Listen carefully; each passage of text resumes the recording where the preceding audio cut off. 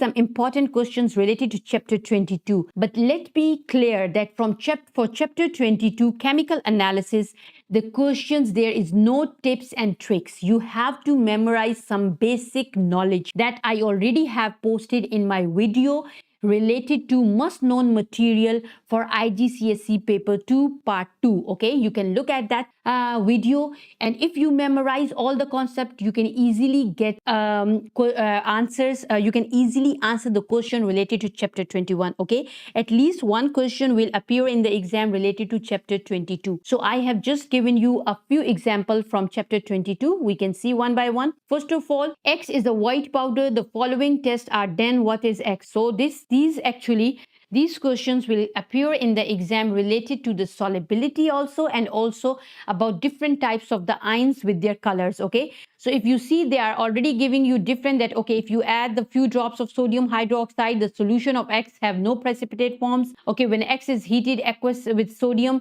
hydroxide, no gas is formed. Okay, so these are already I have mentioned in my video, that which substance will not produce gas or which substance will produce gas with the reaction with sodium hydroxide or with other acids. Okay, so now let's see the third option. X gave a lilac color flame. So this is also, the flame colors are also given in chapter 22, and this is the obvious one, that lilac color flame is always given by potassium. So it means your answer will be C or D. Now let's see, when acidified aqueous silver nitrate is added to a solution of X, a yellow precipitate is seen. So usually we use silver nitrate solutions to find the anions that are halogen anions, okay, or chloride, bromide, or iodide ions. So to check, so it means your answer should be any halogen, and we already have halogens here, right? Bromide and iodide both are halogen ions. So what will be the color of actually yellow precipitate? Who will form the yellow precipitate? It's actually the iodide ions. They usually form yellow precipitate when acidified aqueous silver nitrate is added into their solution. So it means the X is actually potassium iodide, okay, because iodide ions are always give yellow precipitate if they are present in the solution. So option D is the right option. So you see, there is no trick. You have to just memorize these, that what are the colors produced by different anions or cations. Now let's see another question. Which row describes a test and observation for aqueous sulfate ions? Remember that most of the sulfate solutions are soluble.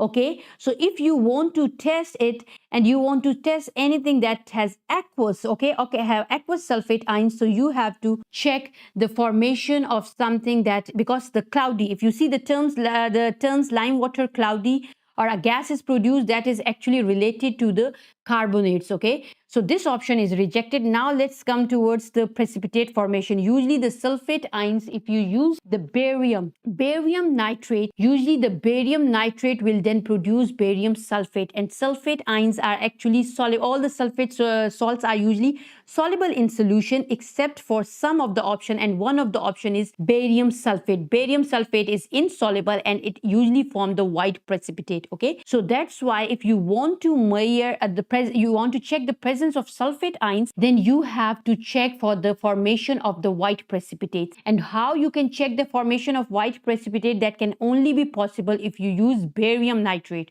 because if you use silver nitrate, then silver ions, the silver sulfate ions, they will be still soluble in the solution and you will not see white precipitate. So only you can use this option, aqueous barium nitrate. So you can get barium sulfate ions and barium sulfate salt, and this salt will be insoluble in the solution and you will see white precipitate.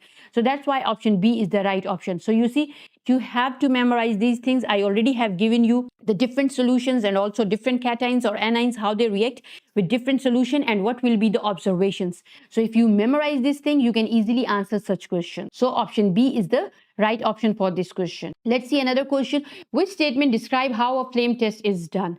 Okay, flame test is usually done for the metal ions. So because the metal ions show different colors, or the metal show different colors when they are tested on a flame, right? For example, sodium has a yellow flame, whereas the potassium, already discussed, lilac flame. So these are the different. So how actually we perform this test? The test is usually performed by using a wire. Okay, So if you see, the option B or A can be right. You use a wire and you dip in that solution with whatever the solution. You don't know which metal has this solution, okay, you know that metal is present there, but you don't know which metal is present. So you can just dip that wire, a clean wire, okay, so there is no impurity. Your answers or whatever your observations are, they are not affected by the impurities. So that's why you have to use a clean, okay. So use a clean wire, you just dip it in the solution or in the substance. You want to check the flame color, okay. Once you have dipped it, then you have to place that wire now on the Bunsen burner flame, okay. So that is the same option in A and B. If you see, the tip of the clean wire is dipped into a substance and the wire is placed in the blue Bunsen burner flame, or here it is in yellow Bunsen burner flame. So now you have to choose which Bunsen burner flame is the right option, yellow or blue. Blue is the right answer. Why? Because blue is more hot. So this flame is more hot and you can easily see the color differentiation. In yellow flame, in yellow flame, you will not be able to see the different colors, okay. So that's why we usually choose the blue Bunsen burner flame. So that's why option A is the right option, okay. So these were all the questions related to chapter 11 and 11 to 22, and I have covered the part 2 about the questions that are very important, okay, related to your exam. And I also have given you some tips and tricks. I hope it will help you for the exams. So best of luck for your exam. Up till then, bye bye.